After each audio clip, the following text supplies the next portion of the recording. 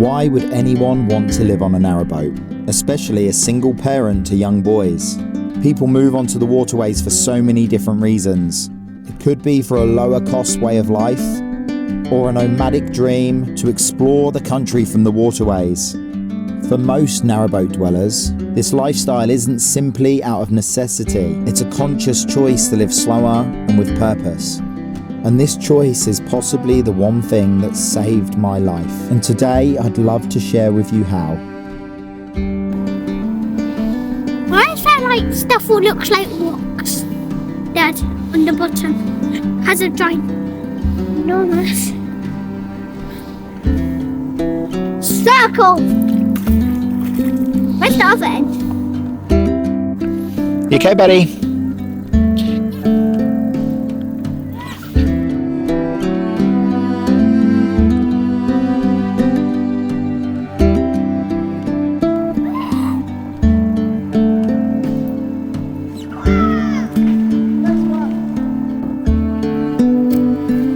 Whole bunch of nothing.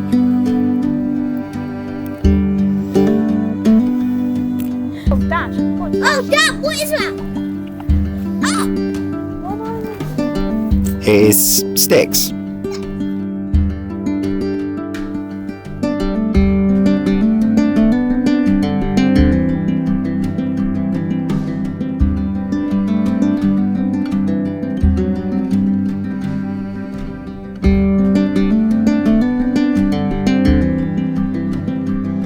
It's what? It's what?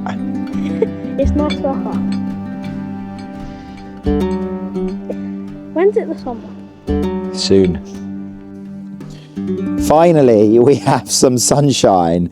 Anyone in the UK will know that every single day of the year so far in England, it has rained every single day, and it feels like it's rained every single day here.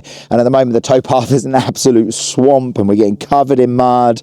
And it's actually been amazing. We've had so much fun. The boys had one day where they literally jumped in the biggest puddles possible in their school uniform and caked themselves in mud. And I know as a parent, it's so easy to start worrying and thinking, oh, I've got to wash that, or the clothes are going to be ruined and those whites are never going to be white again. Honestly, I didn't care, because the smiles on their faces just made me feel incredible. And sometimes we just need to let go a little bit and let our kids be kids. Let them get muddy. Let them get outside. Let them enjoy the beautiful nature that we have all around us. In England, it is just incredible how much nature we have, how many fields we have, how much livestock we have. It is just amazing, and we're so lucky. So to let kids just get outside and use it means so much to me.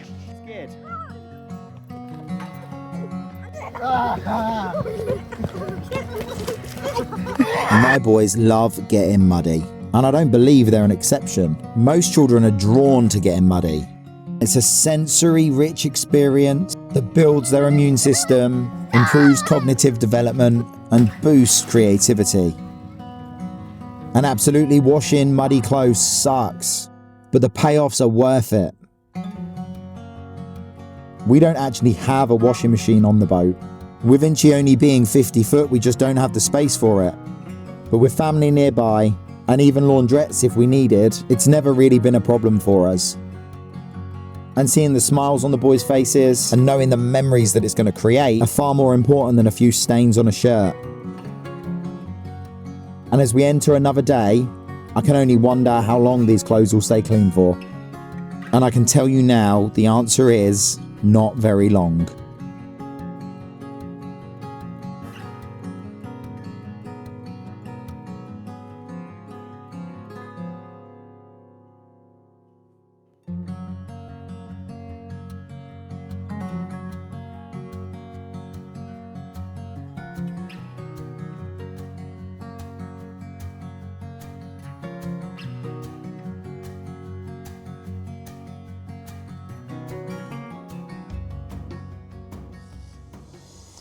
Good morning. It's that part of the day that every parent looks forward to, and we're on the school run. Are you looking forward to school? No. Okay. I'd love to say that we could spend every single day with the kids like running barefoot down the towpath and jumping in mud and planting flowers, but the reality is life takes over as well, and My day-to-day life is pretty normal, I would say. I drop the boys at school and I head off and do some work or look after the house or clean and tidy up after you guys. Messy lot. Who's the messiest? Oliver. No. Because he's the stinkiest. Why is he the stinkiest? Because he's a stinky teen. Stinky teenagers. Teenagers are a bit stinky. That's why you guys never see inside Oliver's boat, because you would smell it. Like teenage boy room. Oh, is that fun? Have you ever been in Oliver's boat? Yes. Have you? Oh, when we first got it. I don't think you've been in since, have you? I have. Have you? Would you sneak in? Oliver let you in. Was it smelly? Oh, I don't know if I'd go in there. I leave Oliver to it with his boat. I don't really get involved. I don't go in. It's his space, and But you allowed it still. well, I'm allowed in it because it's mine. It's all mine. Yeah. Don't play with the gear stick. I don't want to put it in gear. Send me flying when I start the engine, won't ya? We've spoke before about the boys' journey into boat life following the death of their mum. But why did I even consider a narrowboat in the first place?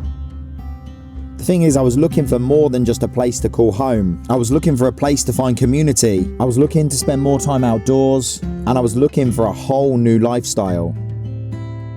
Living on a boat is not for everyone. Sometimes it's hard work. Often things go wrong, and I think you have to be a certain type of person to deal with that. But the one thing that I believe that everyone can benefit from is the incredible healing power of nature. But I had to get to rock bottom to realise that.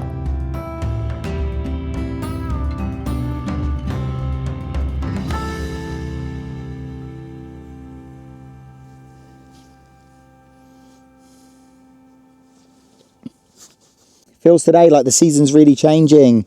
I think it's about maybe 15 degrees today. It's a super warm day, and that's another opportunity just to get outside and enjoy the beautiful surroundings that we've got at the moment. We are in the middle of fields. The canal's just going straight through this incredible parkland where there's no houses, there's no buildings, there's just nothing around us. It's amazing. The access to that is a big part of the draw for me for living on the boat. And I've got this true belief that nature is one of the most healing things that we have available to us. So I've touched on how we ended up where we are now in a few of the previous videos. But I wanted to go over a little bit again about why I moved onto a boat and where I was kind of 10 years ago that led me here where we are now.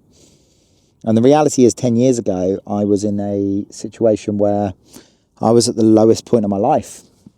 My son Edward was 22 months old, had just died suddenly in an accident, no warning. I was at work and I got a phone call saying that he was in an ambulance on his way to hospital and it was serious.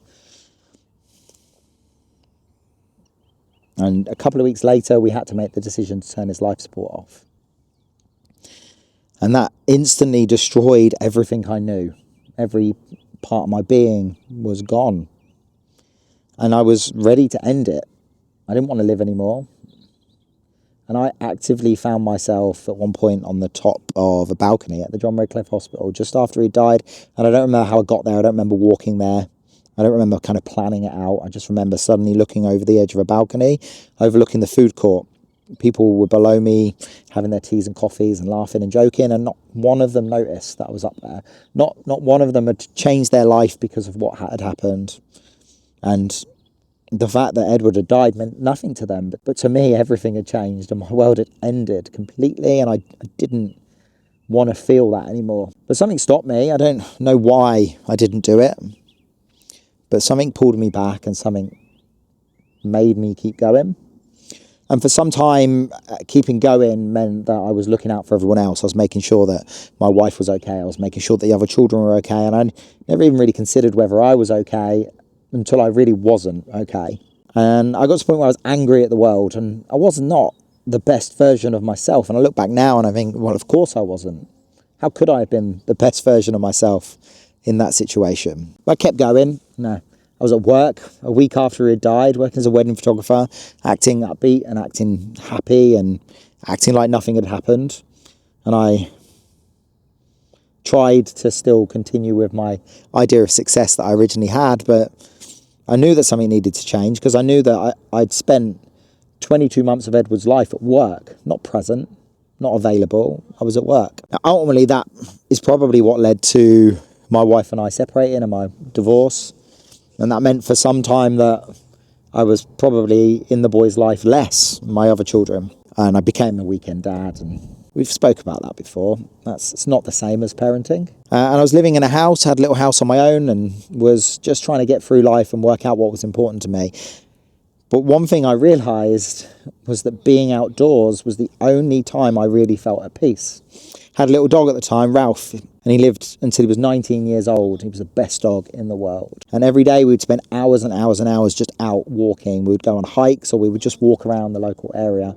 And a lot of that time walking was spent up and down the canal. And one day, as I was walking down the canal, I suddenly realised that all these boats that I was walking past were people's homes.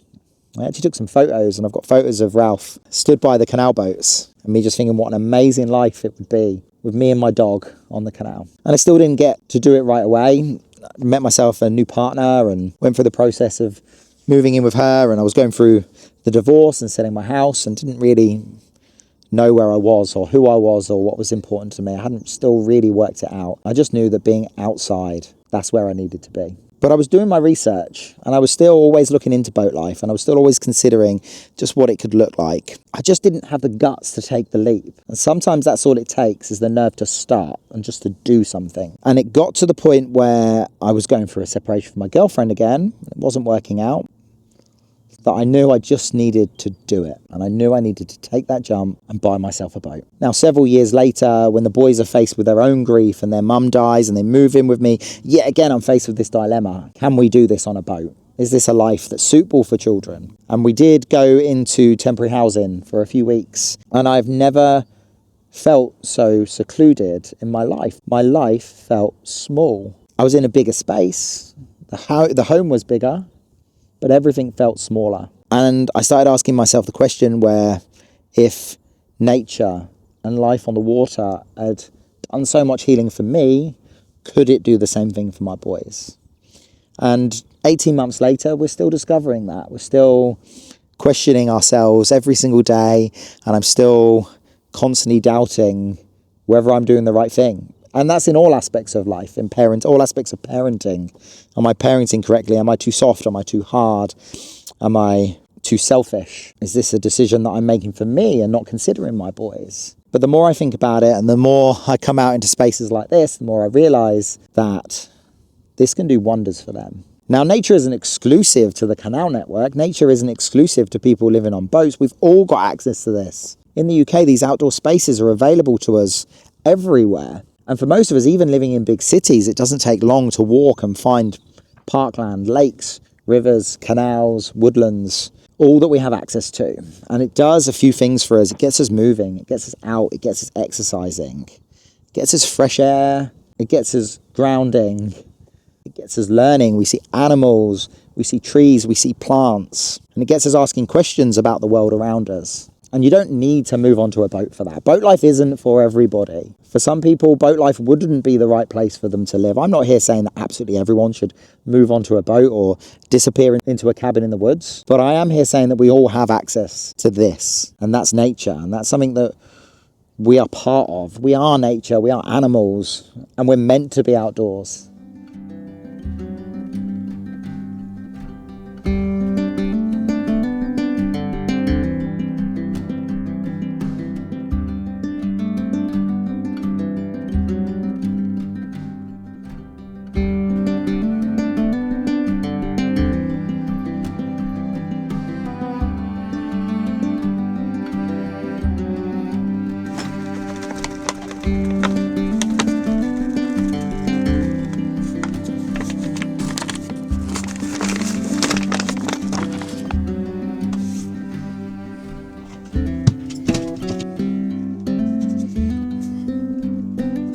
So despite experiencing the hardest moment that any parent should have to go through, I don't only feel like I'm surviving, I feel like in so many ways we're thriving. And simply by slowing down and being more present not only for my children, but also for myself, has changed my life in so many ways. But you know what? I'll never be healed My children are never going to simply get over the death of their mother. Healing isn't about a final destination. It's a forever evolving journey that shapes your life in a way that's not always about the negative.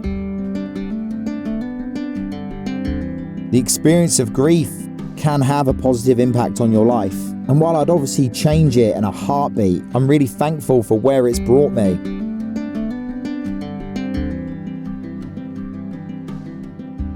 And I have so much gratitude for the fact that I really can slow down and focus my time and effort on the things that I really love.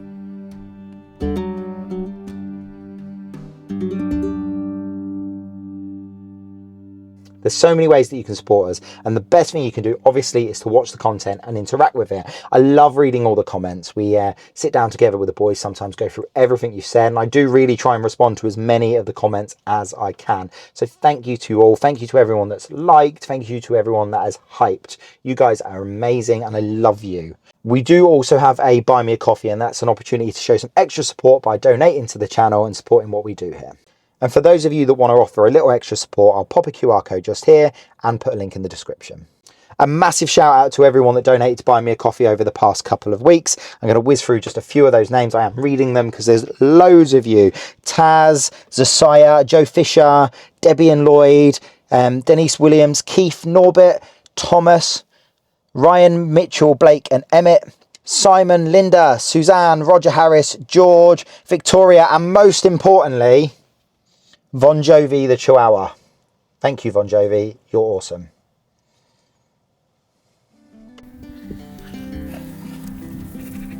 Right, who's planting?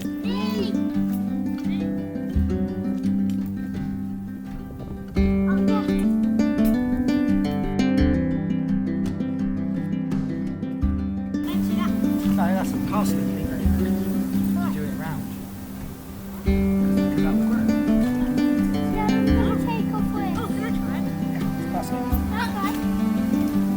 Roman, which part would you like?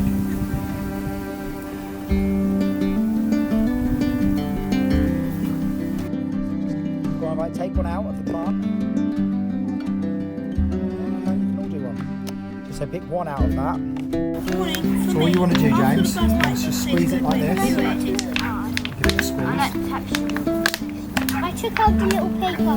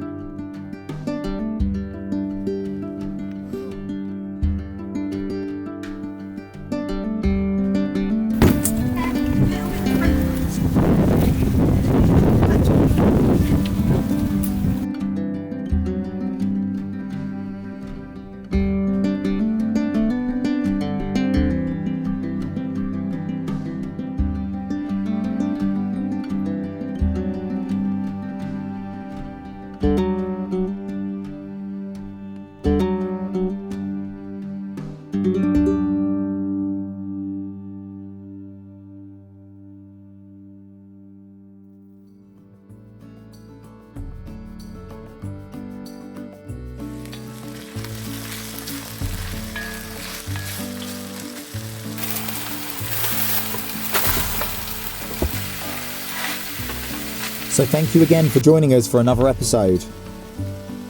And for anyone new here, I'm so glad that you found your way to us. We release a new video every 2 weeks, so please like and subscribe and hit that bell button. And if you can, consider hyping the video for us. Most of all, we love reading your comments. And we regularly sit down as a whole family to read what you've said. So please keep those comments coming, and we'll see you on the next episode of 4 Boys on a Boat.